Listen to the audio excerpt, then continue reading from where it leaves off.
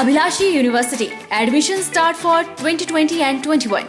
BAMS, D Pharmacy Ayurveda, BSc Honors Agriculture, Diploma in Agriculture, MSc Agriculture, D Pharmacy, B Pharmacy, M Pharmacy, BTech Computer Science and Engineering, PGDCA, MBA, MTech Civil Engineering, Mechanical Engineering, Computer Science and Engineering, 2-year Veterinary Pharmacist Training Course. Also contact for 4-year BA BEd, BSc BEd, Diploma in Arts and Craft, MA Economics, MA Education, MSc Geology Mathematics, PhD in Geology, Management, Education, Pharmacy, Mechanical and Computer Engineering, BSc Medical Lab Technology, BPT. Contact for admission. Abhilashi University, Chalchawk, District Mandi, Himachal Pradesh.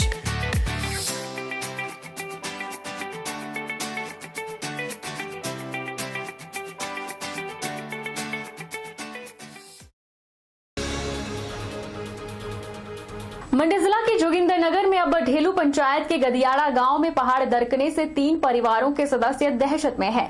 भूस्खलन से चट्टानें घर के बेहद नजदीक आ पहुंची है। भयानक हादसे के अंदेशे को लेकर लोगों में दहशत का माहौल है। 2 दिन पहले हुई बारिश से 2 घरों के नजदीक बड़ी बड़ी चट्टानें आ पहुंचने के बाद परिवार के कई सदस्य बारिश होते ही अपने घरों को छोड़कर रिश्तेदारों के घर रात गुजारने को मजबूर हो चुके हैं।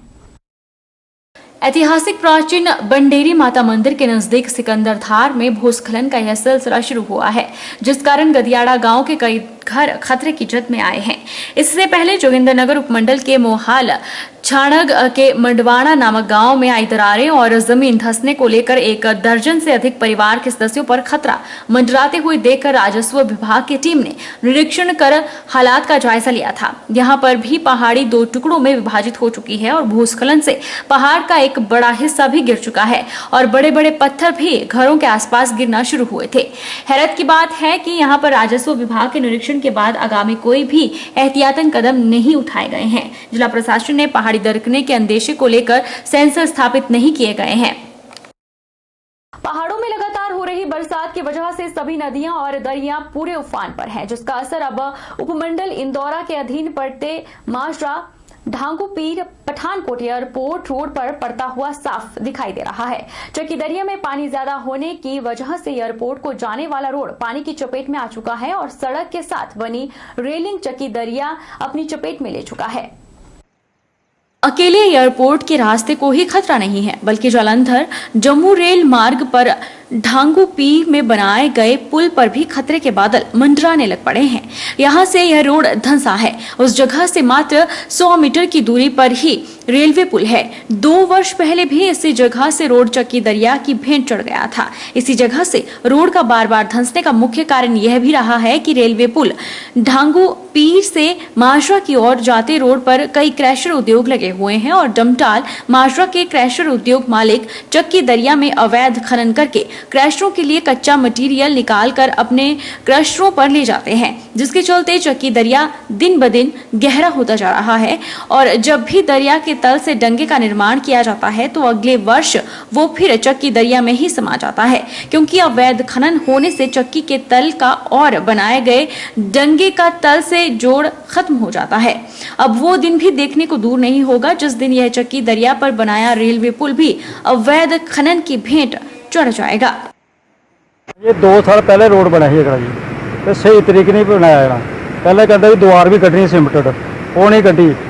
करेड़ पाए दरिया के बराबर बनाए, जब उपर तक बनाते ना तो सड़क को खतरा नहीं होना कोई भी। एक बने मिलटरी की द्वार है, एयरपोर्ट है, एयरफोर्स है, एक पिंड है माजरा। यानी कि रुड़ जाए तो सब काम बंद हो जाए जी। सर जी रस्ते के बारे हर बारी ना ये साडा ये रस्ता एक मेन है साडे माजरे पिंड नूं जाण वाला, तो हर बारी सरकार इत्थे पैसे लाती है, फिर पैसे सही तरीके से ढंग के नाल नहीं लगता भी। ठेकेदार पैसे खा जाते हैं, रस्ता इदा ही हर बारी रुड़ जाता। बरसात में जिसले माड़ी बारिश होती है उसले रस्ता रुड़ जाता। साडी तो सरकार अगे बेनती है भी ये रस्ते का हल होवे ते सानूं पिंड नूं जाण वाला रस्ता एको ही है सिर्फ। रेलिंग सारी रुड़ती जा रही, माजरे वाले नूं बहुत सानूं तंगी है तो बहुत ज़्यादा तकलीफा। पिछली बारी करेट बने हैं तो वो सारे पिछों थलों रुड़ गए, वो फिर रस्ता सारा रुड़ गया। बहुत दिक्कत है साडे माजरे वाले नूं। इधर एयरपोर्ट नूं बहुत ज़्यादा दिक्कत हैगी है, बड़ी परेशानी हैगी साडे लोकां नूं आउण जाण वास्ते माजरे वाले नूं, बाकी एयरपोर्ट वालियां नूं। करसोग में सुभाष सुभाष पालेकर खेती की ओर लोगों को आकर्षित किया जा रहा है, जिससे लोगों की आमदनी ज्यादा और खर्च कम होगा। साथ ही बागवान और किसान निरोग भी रह सकते हैं। इसी विषय में आज एसडीएम करसोग के माध्यम से लोगों तक संदेश पहुंचाया गया कि पिछले कई सालों से खेती को हिमाचल में किया जा रहा है। इस सूची में करसोग के 2 किसानों ने काफी सफलता हासिल कर ली है। एसडीएम करसोग को सुभाष पालेकर खेती के संदर्भ में कुछ पुस्तकें भी दी गई। जो इस नेचुरल फार्मिंग में हमारे करसोग उपमंडल में बहुत सारे प्रोग्रेसिव फार्मर्स हैं जो इस कृषि को कर रहे हैं, बहुत अच्छे बागवान बन रहे हैं। और ये ऐसी कृषि है जिसके तहत जो भी फसल उगाई जाती है वो बिल्कुल नेचुरल ढंग से उगती है, उसमें किसी भी प्रकार के पेस्टिसाइड इंसेक्टिसाइड्स का यूज़ नहीं होता है और हम ह्यूमन कंजप्शन के लिए और ह्यूमन स्वास्थ्य के लिए बहुत आवश्यक है। तो इसमें एग्रीकल्चर विभाग द्वारा बहुत अच्छे प्रयास किए जा रहे हैं यहाँ पर। और बहुत सारे हमारे जो बागवान हैं, जैसे कुछ हम जैसे विभिन्न कार्यक्रमों में उनमें भी सम्मानित करते हैं, जैसे लीना शर्मा है एक, तो पांगना में बहुत अच्छा काम किया हुआ उन्होंने। और भी बहुत सारे वेजिटेबल ग्रोवर्स कृषक और बागवान करसोग सब डिवीजन में हैं जो नेचुरल फार्मिंग में बहुत अच्छा काम। रक्तदान ही महादान है, जिससे कई जरूरतमंद रोगियों की जान बचाई जा सकती है। कोविड काल में इसी उद्देश्य को लेकर सोलन के क्षेत्रीय अस्पताल के ब्लड बैंक की टीम और लॉयंस क्लब गोल्ड की टीम के सहयोग से माल रोड पर रक्तदान शिविर का आयोजन किया गया। रक्तदान शिविर में एएसपी अशोक वर्मा ने मुख्य अतिथि के रूप में शिरकत की। रक्तदान शिविर में करीब 55 से अधिक लोगों ने स्वैच्छिक रक्तदान किया। लायंस क्लब सोलन गोल्ड की तरफ से ब्लड डोनेशन कैंप लगाया, जिसमें हमारे यहाँ से करीब 55 लोगों ने खून दान दिया। और ये जो हमारा ये प्रोजेक्ट है, ये हमारा लायंस क्लब इंटरनेशनल की तरफ से एक वन मिशन वन प्रोजेक्ट के अंडर आता है।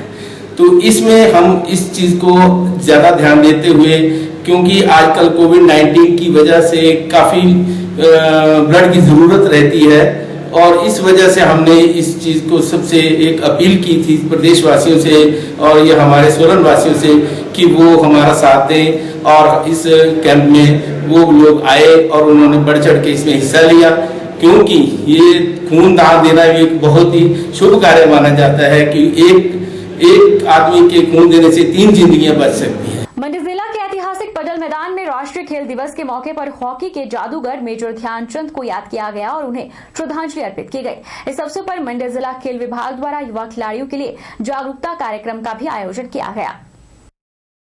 हॉकी के जादूगर मेजर ध्यानचंद की याद में राष्ट्रीय खेल दिवस का आयोजन पडल स्टेडियम मंडी में किया गया। जिला युवा सेवा एवं खेल अधिकारी नरेश ठाकुर ने मेजर ध्यानचंद की प्रतिमा पर पुष्प व ज्योति प्रज्वलित कर इस दिवस का शुभारंभ किया।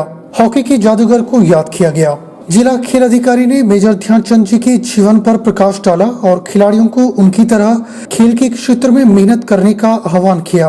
उन्होंने खिलाड़ियों को भारत सरकार की योजना फिट इंडिया से जोड़ने के लिए प्रोत्साहित किया और खिलाड़ियों को खेलों के क्षेत्र में अपना उत्कृष्ट प्रदर्शन करने के लिए कड़ी मेहनत करने के लिए भी कहा। इस दौरान hockey, football, basketball, boxing, handball के 50 खिलाड़ियों ने भाग लिया। कोविड-19 की वजह से इस वर्ष हॉकी व अन्य प्रतियोगिताएं आयोजित नहीं करवाई गई। खिलाड़ियों ने केवल योगा व शारीरिक क्रियाएं करके सभी को फिट रहने का संदेश दिया। ये राष्ट्रीय स्तर पर इसका आयोजन पूरे भारतवर्ष में किया गया।